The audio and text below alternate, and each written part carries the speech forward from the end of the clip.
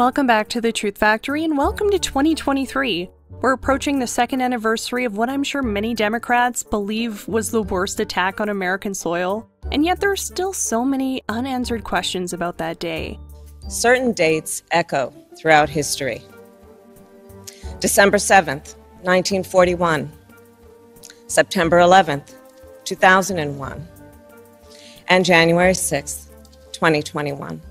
I guess she's comparing January 6th to 9/11 and Pearl Harbor, both of which killed thousands of people, and the only one killed on January 6th was unarmed veteran Ashley Babbitt, who was killed by a police officer. And none of the Democrats really want to address that. So thanks Kamala, California's former top cop, for proving to women everywhere that as long as you have strong knees and are willing to sleep with men that you find disgusting in positions of power, you too can play second fiddle to an octogenarian sex pest suffering from mental decay. Take that, glass ceiling. But January 6th, how did we get here? And by here I mean Nancy Pelosi's desk.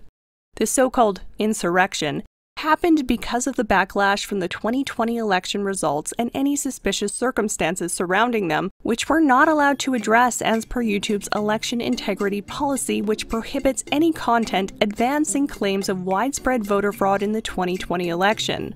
It's best just to ban or block anyone who questions election integrity, because trying to silence dissent is what innocent people with nothing to hide would do. So I'm totally convinced that a multi-billion-dollar company like YouTube with political donations that skew 90% Democrat isn't colluding with the current administration to cover up major news stories like Twitter was. I'm sure that was just a one-off fluke. And Facebook's completely unbiased fact-checkers have constantly reassured me that Joe Biden is legitimate. That makes sense to me, and we can all trust this face, right? It's not like this android here poured millions of dollars into voter resources in an attempt to manipulate the election. Oh wait, he did, but, go back to sleep or whatever. But so I don't get the ban hammer, I'll play by YouTube's rules. I totally believe that Joe Biden won legitimately, because all Americans truly care about the issues of true international depression and funding Ukrainian wars. It's not like his speeches are written by an outdated version of AI. And thank you, Dr. Pepper, and thank you, Chancellor. You see, everything that he says is coherent and relatable. How would you say your mental focus is? Oh, it's focused. I have trouble even saying to myself my own head the number of years. I no more think of myself as being as old as I am than fly. I mean, it's just not, I haven't observed anything in terms of, there's not things I don't do now that I did before, whether it's physical or mental or anything else. Also, voter fraud is actually impossible, says the mainstream CIA-funded media. It can't happen. Although weirdly enough, in 2016, I distinctly remember the same media sources saying that Russia interfered with the election. And then there was a massive investigation into those claims. But whatever, I guess if a Democrat wins, then election tampering becomes impossible again. It's like magic or science. Either way, we're not allowed to find out how it works. But what we know for absolute certain is that malarkey grandpa here got more votes than any president and in an incumbent election. Yes, this literal child sniffer whose rallies look like this got more votes than any other president nominee in history, including Hillary Clinton and Barack Obama. He had the highest voter turnout in 120 years, which according to government data was also the age of many of his voters. Obviously nothing suspicious happened, but yet for some weird reason, there were many people who questioned the election's legitimacy and were emboldened to protest the results. So they stormed the Capitol, and by stormed, I mean they kinda just strolled in. Here's a list of things that are harder to get into than the Capitol that day. Is this what happens when you defund the police? Because there were seemingly just over a dozen Paul Blart Mall cops there with pepper spray. Stop. No. Don't come in, they said as they literally waved the protesters through the gate and then ushered them into the building. And then this one took selfies with them. And look at this officer helping Ted Kaczynski down the stairs. That domestic terrorist probably had a bomb on her. Likely Ben Gay for her rheumatoid arthritis. And look at this other terrorist grandma holding a smoothie cup, probably full of explosives. There were a lot of very memeable people here.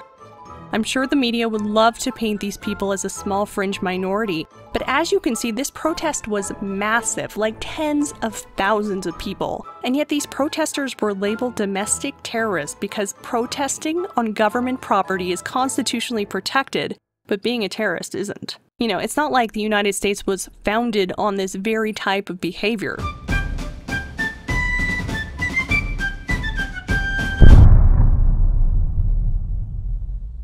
But do you really think that a police officer would be helping ISIS politely down the stairs or taking selfies with them?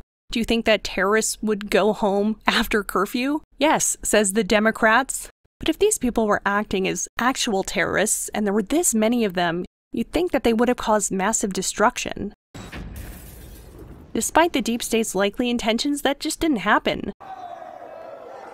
Yeah, it is incredibly disturbing. We've seen, we're watching right now as a number of apparent protesters now seem to be peacefully or voluntarily or somehow being led out of the Capitol right now. The fact is that all these politicians got out of there unscathed, and the building had little damage to it.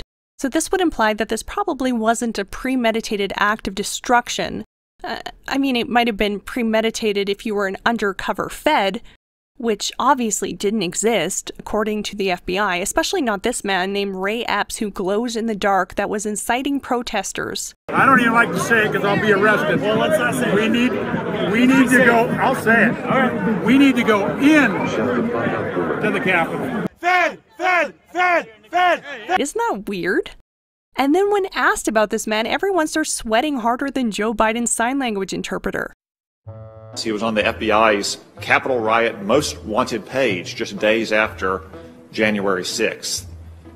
In fact, he was one of the first 16 suspects added to that Most Wanted page on your website.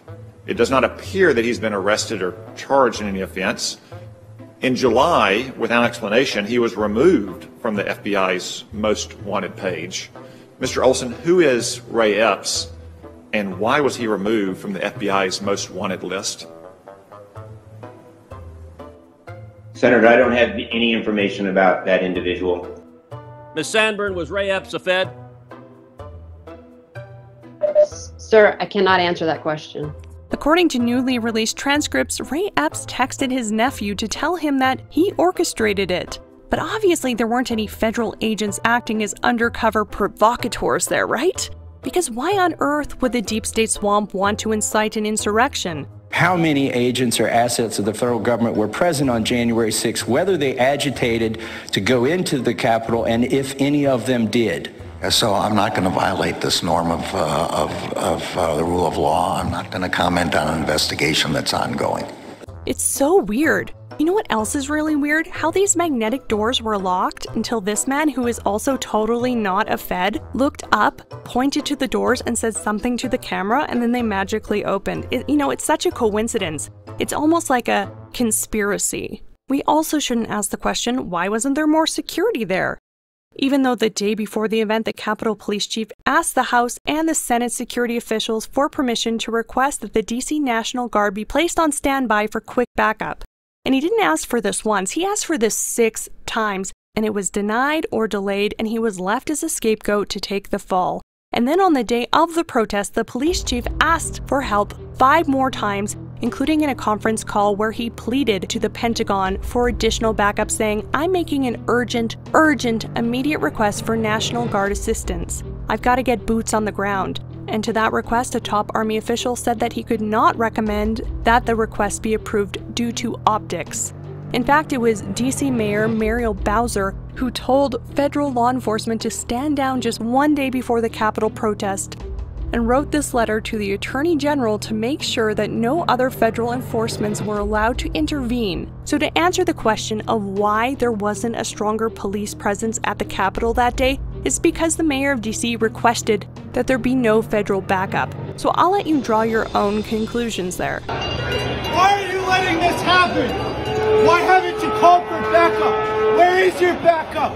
This is our damn Capitol building, and y'all are letting it get destroyed on your watch!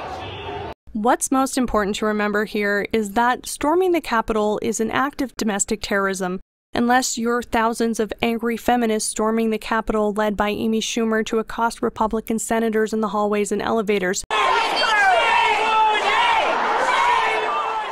You see, storming the Capitol can only be reserved for the rare events such as swearing in a Republican Supreme Court justice, or when AOC Pied Pipered these children into the Capitol building to accost 89-year-old Dianne Feinstein about the Green New Deal. But yet, these tiny little eco-terrorists were not treated the same way. It's straight to Guantanamo Bay for you, little Billy. And it's the same politicians and people clutching their pearls at J6 that largely ignored or even encouraged rioting, burning, looting, $2 billion in property damage, and more than 30 people dead just the summer prior. Remember when AOC said that protesting is supposed to make people uncomfortable?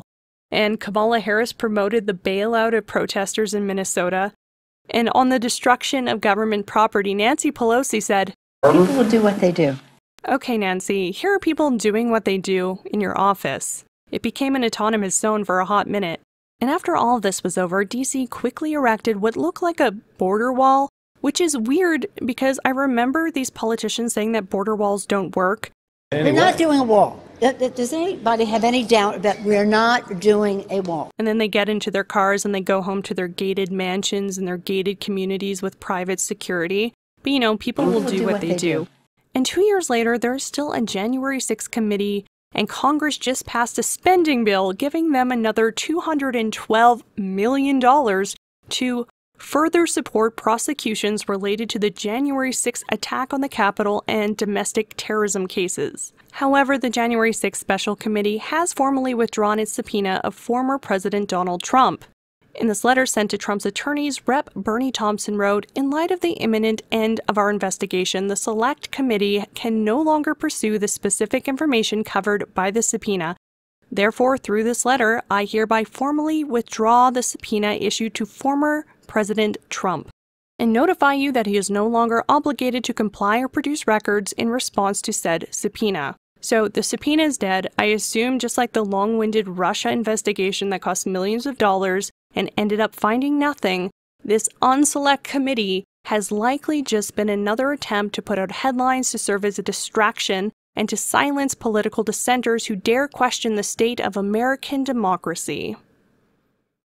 Thank you so much for watching. This video likely won't get any ads if it's allowed to stay up at all. So if you like my work, please consider donating to my PayPal. Links in the description. Thank you so much for your support and have a great night. Meow!